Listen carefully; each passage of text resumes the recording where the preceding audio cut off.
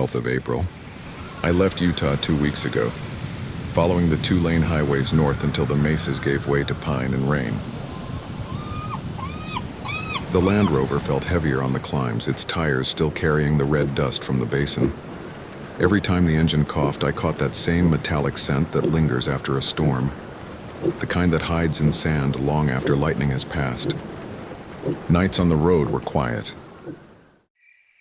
I reread my notes from Ute Basin, the resonance near the ridge, the voices threaded through the static. The instruments had captured a pulse around 19 hertz, a natural vibration perhaps, yet enough to make thought feel like echo. By dawn the following day, the Pacific waited ahead, a slate-gray horizon breathing fog. The barometer on the dash had begun to fall again. Out here, sound traveled differently, lower, slower, as though the sea itself remembered. I wrote across the first clean page of a new notebook. Field Journal Entry 1 Baseline.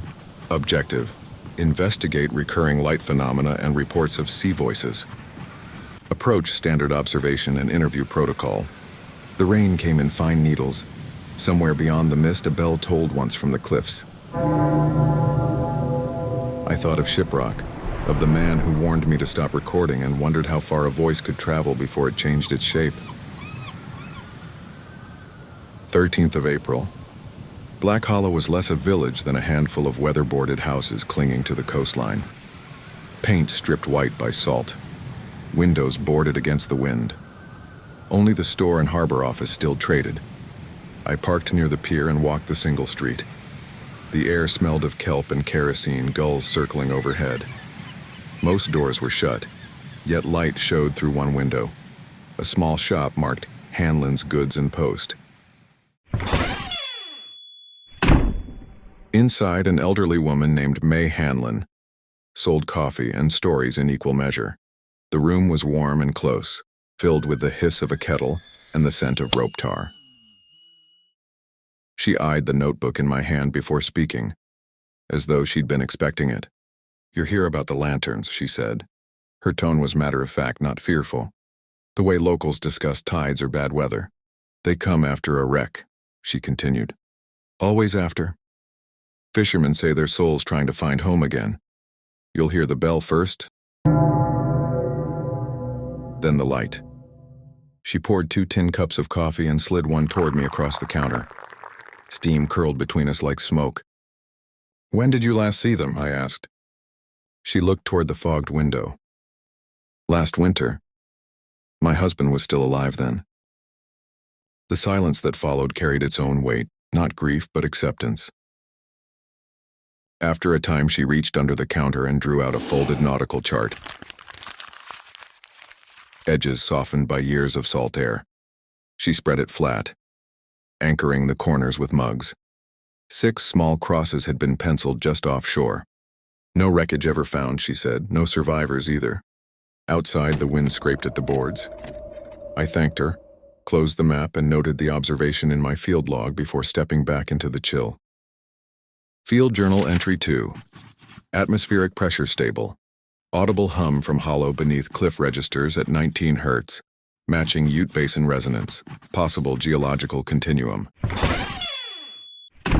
That night I camped near the beach. The surf hissed against black sand and the fog pressed low as breath.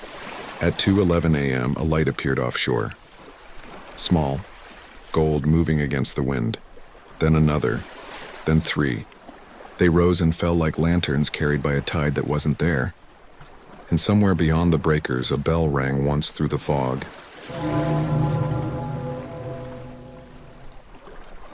Morning came in a pale wash of light that turned the beach silver. The tide had gone out, leaving hundreds of fish scattered across the black sand, their scales catching the dawn like broken mirrors. No wounds, no oil, no nets, just silence, and the slow pull of the surf reclaiming them one by one.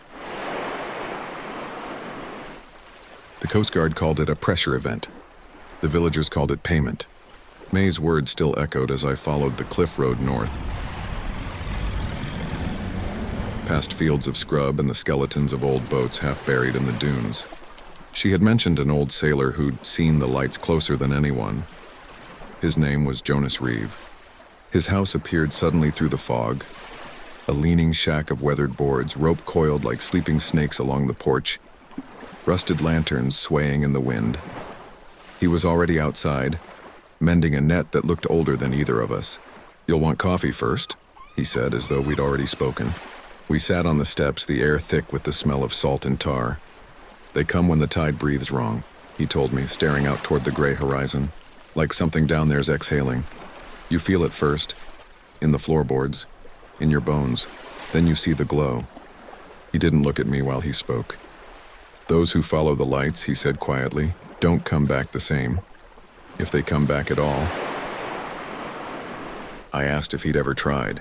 He only tapped his temple once and said, "Once is enough." When the coffee was gone, I thanked him and drove toward the cliffs. By dusk, I had my equipment unpacked. Microphones, hydrophone, resonance coil, set in a small shelter below the ridge. The air was unnaturally still.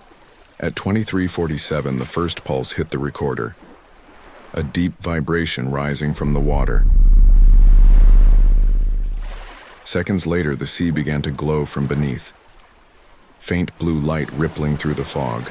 The coil's meter ticked steadily at 19 hertz, the same frequency as Utah. Through the steel of the tripod, I heard it. Not sound, but pressure. Voices inside the metal. Light, keep, return. Then, at 0:04, the bell from the old tower rang once. The rope on the clapper didn't move. Field log 04. Subaquatic luminescence correlated with acoustic resonance. Possible bioluminescent algae reacting to infrasound, though no bloom detected. I switched off the recorder and let the silence settle. Only the sea moved, breathing, slow and patient, as if waiting to speak again. 15th of April. Low tide revealed a stone stairway cut into the cliff face, slick with algae, half submerged at the base. Locals called it the old signal station, a place used before the harbor fell silent. I descended with a lantern and camera, boots sliding against wet rock. The air grew colder with each step until I could see my breath in the light. Inside the station, time had stopped. Rusted headsets hung from corroded transmitters. A wall chart dated 1938 peeling from the plaster. A logbook lay half buried in silt. The last entry read, "Light below the water. Keep her gone to tend it." A dull pressure built in my ears, as if I'd stepped into a room made of sound rather than air. Field Journal Entry 3. Infrasound confirmed within structure. Source indeterminate. Emotional state, uneasy. I switched on the recorder and spoke the entry aloud. When I played it back, a second voice answered mine. Male, hoarse, repeating one word. Cold. I listened again, slowing the tape. Beneath the voice was another tone, almost like breath drawn through stone. The same pitch I'd heard in Utah. When I surfaced, the tide had risen faster than it should. The stairs vanished under black water within minutes. From the ridge above, the tower's lamp housing flashed once, a reflection perhaps. Yet for an instant I thought I saw a figure there, lantern in hand, watching the sea. 16th of April. Fog rolled in before dawn, dense and silver, muffling every sound except the slow thud of waves below. From my camp, I could see the outline of the tower rising through the mist, and inside it the faint glow of a lantern. It swayed as though carried by a man. I climbed the path fast, notebook pressed beneath my arm. "Hello?" I called once, the word vanishing into fog. No answer. Inside, the air smelled of iron and salt. Dust lay thick over the stairs. Yet one set of bare footprints marked the path upward. Fresh, each print wet with seawater. They led to the lamp room. The window glass was long gone, leaving only open sky and wind. The footprints ended at the edge. I stood there for a moment listening. Then I saw it. A light far below the cliffs, deep in the water, moving slowly, deliberately. Field Journal Entry 4. Unidentified light source below waterline. Motion pattern vertical, non-drifting. Possible submerged equipment or atmospheric refraction from a surface vessel. Though no radar activity detected. When I turned to leave, the bell tolled once from somewhere within the fog. But this time it came from behind me, inside the tower itself. The rope hung still. 17th of April. By midday, the fog had burned away, leaving the cliff steaming in sunlight. I returned to the caves beneath the ridge to test the resonance properly. The entrance was half flooded, echoing like a throat. I installed the portable coil and tuned the recorder to match the Ute Basin frequency. Each sound I made repeated itself, perfectly, endlessly, as if the cave were answering. Field Journal Entry 6. Acoustic feedback loop with no measurable decay. Structure acts as resonant amplifier. Possible link to subterranean volcanic tubes or magnetic anomaly. The deeper I went, the more the light seemed to change. Shadows bent around the stone, the air pulsed. Then a whisper rose, and too low to localize, too close to ignore. "Keep the light burning."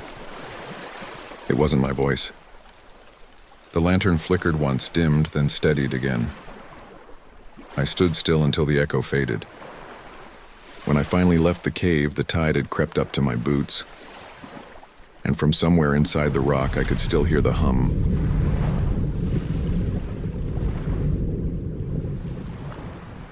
Steady, patient, waiting.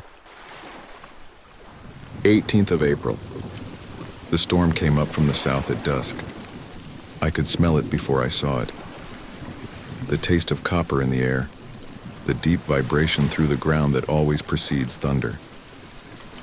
The villagers shuttered their windows early. May Hanlon left a kerosene lamp burning on her counter and told me quietly, "If you hear the bell tonight, don't answer it." By 21, wind howled through the gorge. The sea glowed faintly beneath the waves, the light spreading in long golden lines like veins beneath skin. At 21:30, multiple lights appeared offshore. Not ships, but columns of fire moving against the current. Through binoculars, I saw what looked like figures walking on the surface. Men, women, children, shapes of light within water. Each carried a lantern.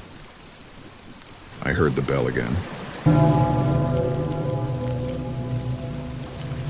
Up on the ridge, the watchtower glowed alive, the beam sweeping in slow arcs. And inside the lantern room, a figure moved. The keeper. He lifted his lamp toward me, signaling. Then the light multiplied. Hundreds, thousands, spreading out across the surf, forming what looked like a procession toward shore. The wind screamed, rain fell in sheets, and every light vanished at once, except one. The tower's lantern burned steady and gold until morning. When I climbed to the top, the door stood open. Inside were only a pair of boots filled with sand and the faint smell of smoke. Field Journal Entry 7 Final. Phenomenon observed across both atmospheric and aquatic mediums. Human-shaped light forms coincide with electromagnetic interference and infrasound resonance. 19 Hertz. Emotional impact, unease with absence of threat. Suggest symbolic rather than predatory manifestation. April 20th. Before leaving Black Hollow, I stopped once more at May Hanlon's store. The rain had begun again, persistent, tapping against the windows like fingers. She handed me a sealed envelope left on her step that morning. No address, just my name. The paper was damp, the ink bleeding. Inside, one sentence. The sea keeps its own. I folded it, placed it inside my notebook, and left a few notes for the Institute should anyone follow. When I reached the Land Rover, the tide had come in high. Waves crashed against the rocks, throwing spray across the bonnet. For a moment, I thought I saw a single lantern burning beneath the surface. Then the light winked out. Filed 20 April 2013. Black Hollow Coast, Oregon. Dr. Nathan Cole.